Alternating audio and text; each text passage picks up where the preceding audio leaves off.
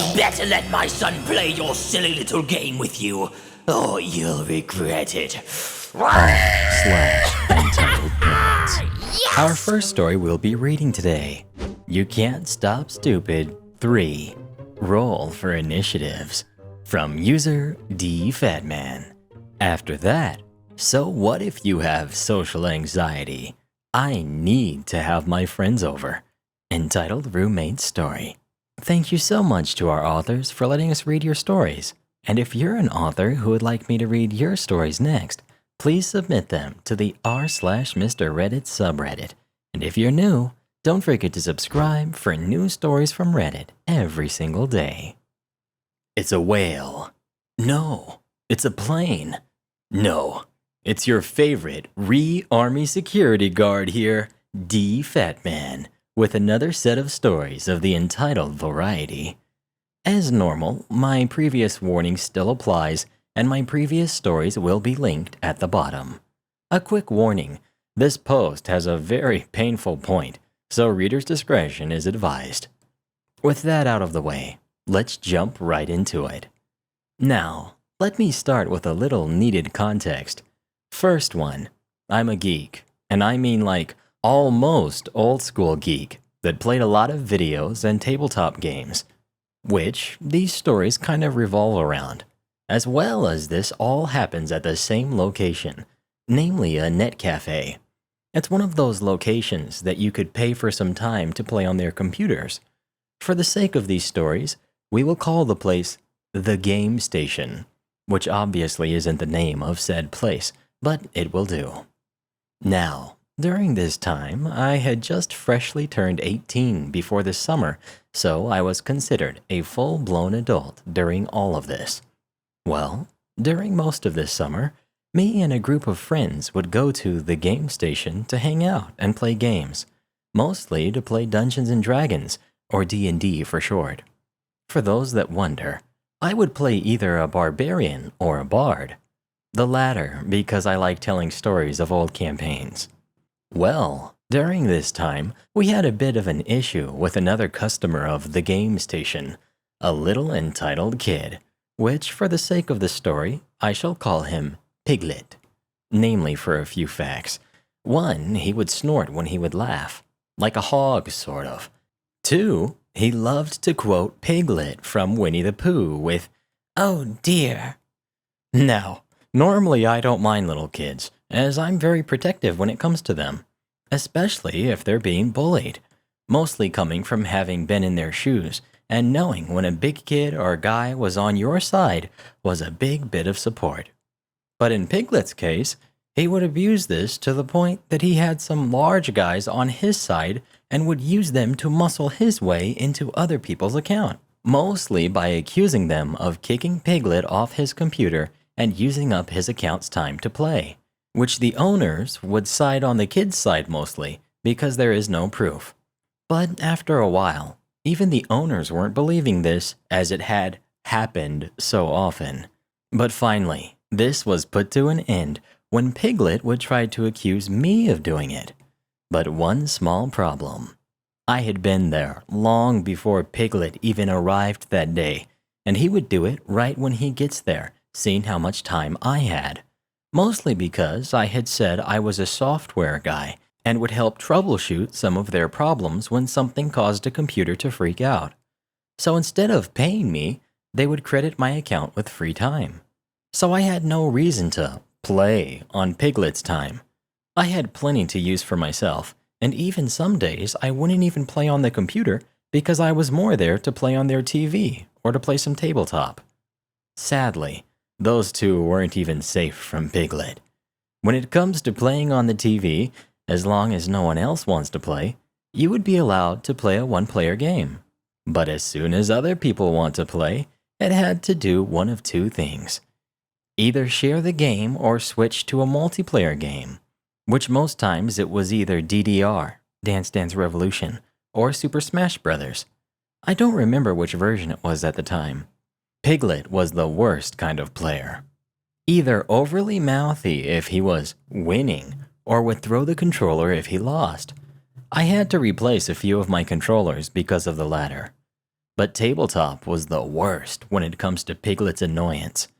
Now, the only game we would play tabletop-wise was Dungeons & Dragons, and we had a dry erase mat and figurines. Mostly cheap ones, but we liked our figurines, and we had a few of them just disappear on us.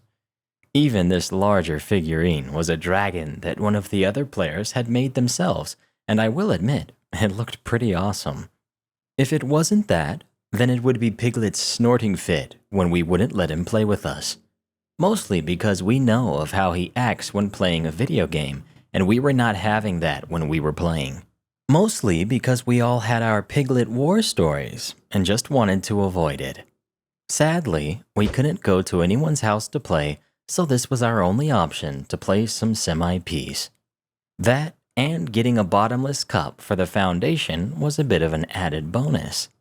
The first night when all this came to a head was like I said something in the middle of summer, and we were planning to do a long session, mostly because we had a large dungeon in front of us, and sometimes it sucks stopping in the middle of one. We started right when the place opened up around noon. When Piglet came in was close to about 5, so we were pretty deep within the dungeon. Most of us were having fun, except our thief, who was having a bad time with his dice rolls. It happens. And I, mostly because the game station didn't have enough chairs for everyone. Partly because another group took most of them for a little gaming marathon that they had gotten the okay from the owner. So this time we had a cooler, with mostly snacks, so none of us had to make a run to the local convenience store that was just down the strip mall from where we were. So everyone was sitting higher up in the table, when I was closer to being eye level with it. It was a tall folding table, and even with me being a big tall man, just made me look like Kilroy. When Piglet walked in with his mother of all people, a woman that looked like an old-school entitled woman from, I would say, the 60s or 70s.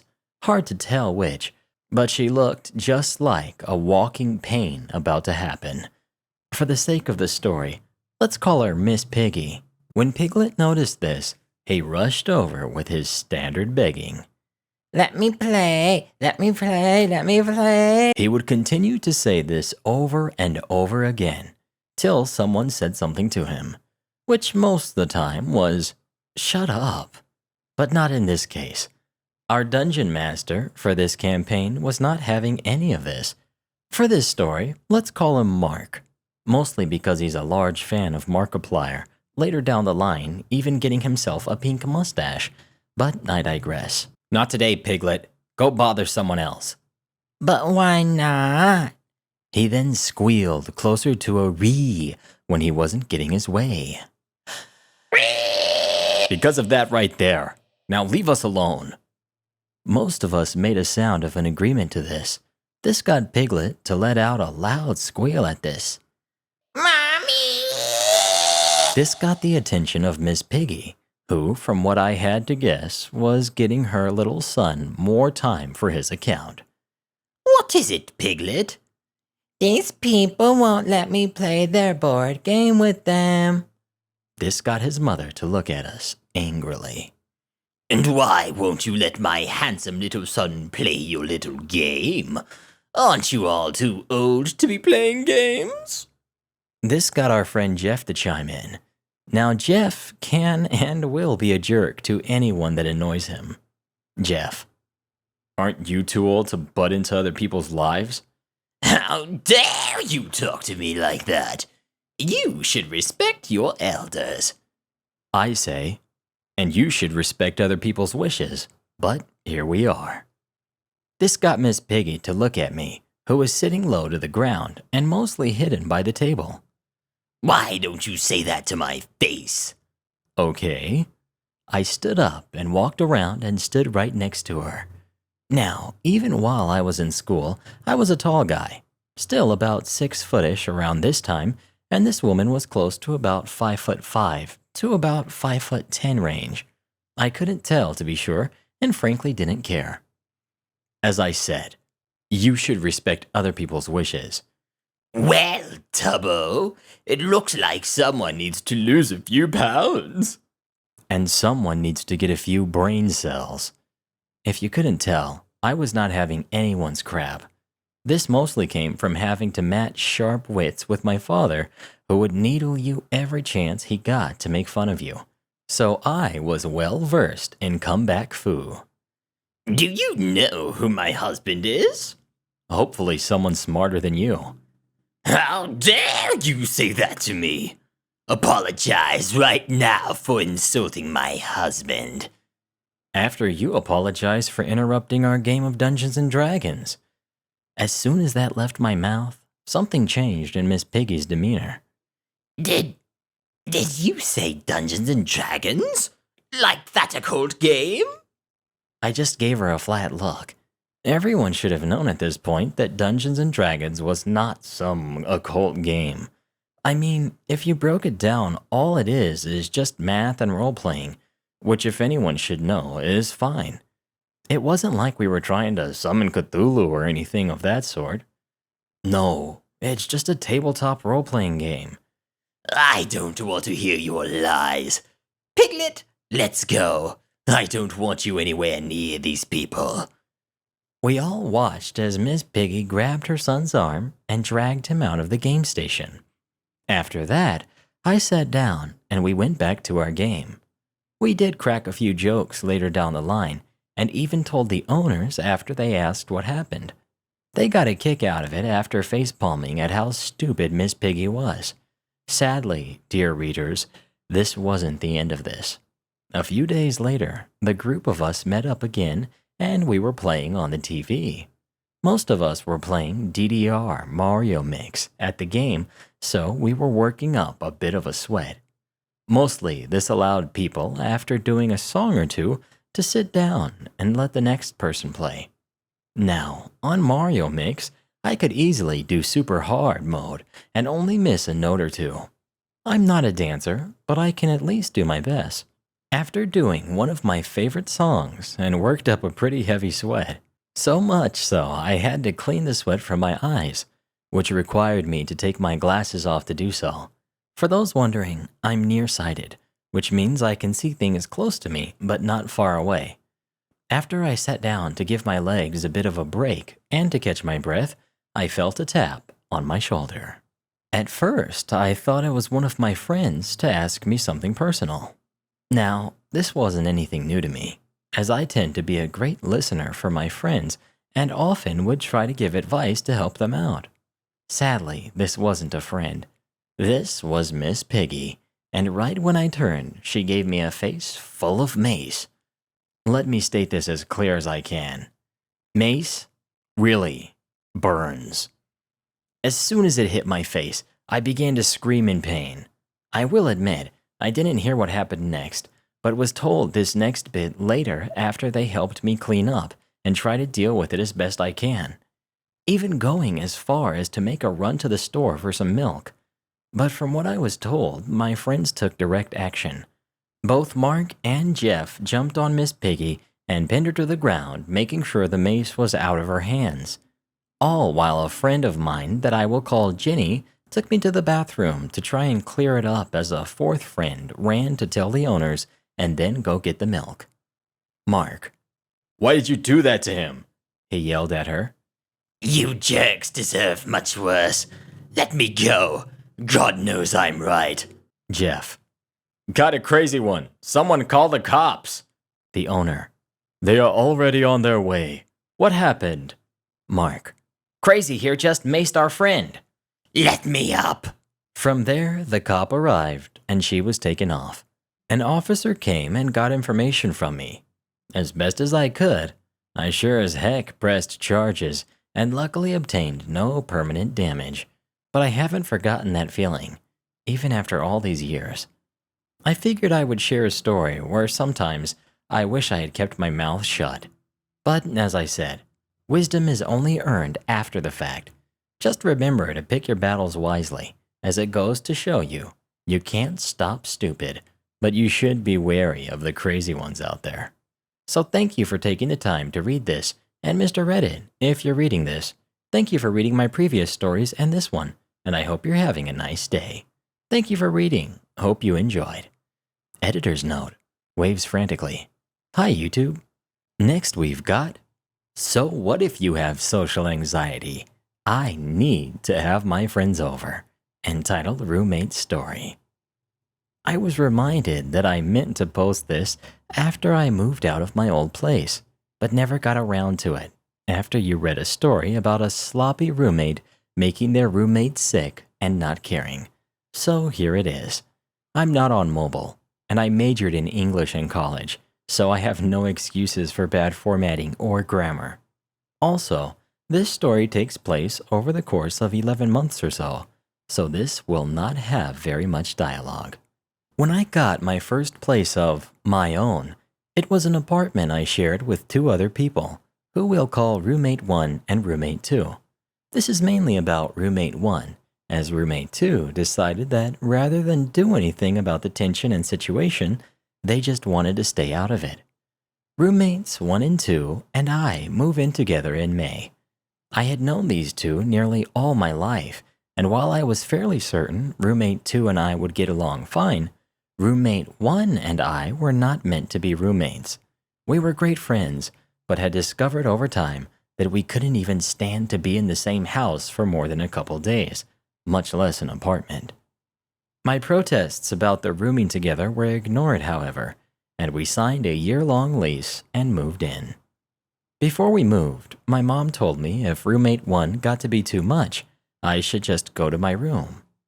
Now, it's important to note that I have social anxiety that was developed over years of working a customer service job straight out of high school, and due to me being the odd duck and it being a small school.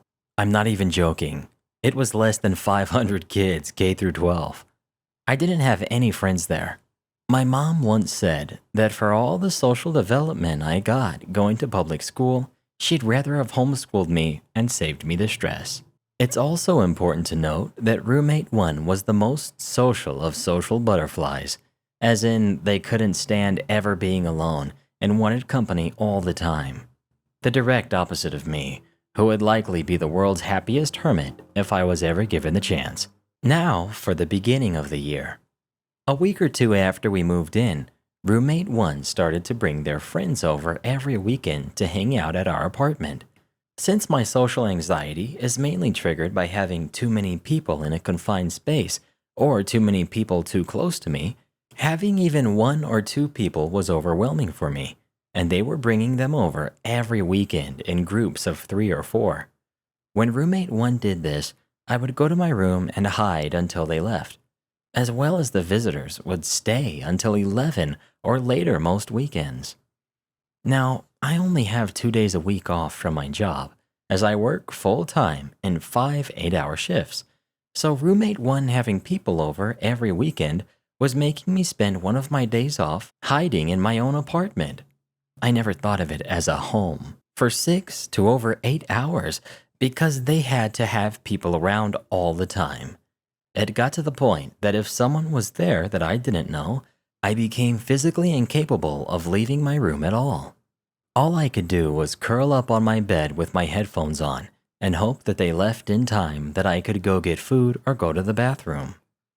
After 2 or 3 weeks of this, I came up with what I thought was a reasonable apartment agreement. Each of us would have 1 weekend a month to have visitors at the apartment, and 1 weekend we would do the major cleaning. And if the person who had that weekend for visitors didn't want to bring any over, no one else could either. Roommate 1 could still hang out with their friends, but they couldn't bring them back to the apartment, and I would get some much-needed recovery time. But when I proposed this plan, all Roommate 1 had to say was, You shouldn't make rules that target me. It's not fair. I have to be able to have my friends over. When I point out they can still hang out with their friends, just not at the apartment, because it's causing me issues with my social anxiety, they still say it isn't fair and refuse to go along with the plan, instead insisting they be allowed visitors twice a month. Whatever, it's better than nothing. They have also agreed to a no visitors any later than 10 rule as well. Classes started back up, and mercifully the visits stopped, though I still had trouble leaving my room if either of my roommates were there and awake, but I slowly started to calm down. Each day at work, I seriously considered not going back, but things seemed to be getting better. We even had new neighbors move into the apartment below us, which is important. Then, one day, about 4 months later, before the lease is up, on my day off, bam! Roommate 2 tells me that roommate 1 just texted them about bringing people back to the apartment right that moment. I launch into a near panic attack, cursing and gathering my stuff and getting into my room with the door locked just in time to hear the apartment door open and about 6 people enter the apartment. I'm curled up on my bed, headphones on, trying not to cry as they are being so loud I can hear them through my headphones. They are there well past 11, and I have to work the next day, but roommate 1 clearly doesn't care. The next day I wake up, exhausted, and start an earnest search for a new apartment. And I tell my roommates that they can only have visitors at the apartment while I'm at work, not before or after. That's 40 hours a week for visitors. Now they agree to this, surprisingly, only to bring a visitor over in the morning before I go to work not 2 weeks later. This pattern continues, roommate 1 bringing people over early or having them still there when I get home from work, forcing me to hide in my car until they leave to go into the apartment. Finally, after 11 months of this with my meager social tolerance completely shredded, I move into a new apartment in my hometown without roommates. I doubt I'll ever trust roommates again, and the only people I feel safe inviting over are my immediate family, and I've hardly spoken to roommate 1 or roommate 2 since. And congrats to our re-generals of the day, D Fatman, Dominant Reaper, Sansa, and Chrissy Spider. Become tomorrow's re-generals by dropping as many re's as you can in the comments below.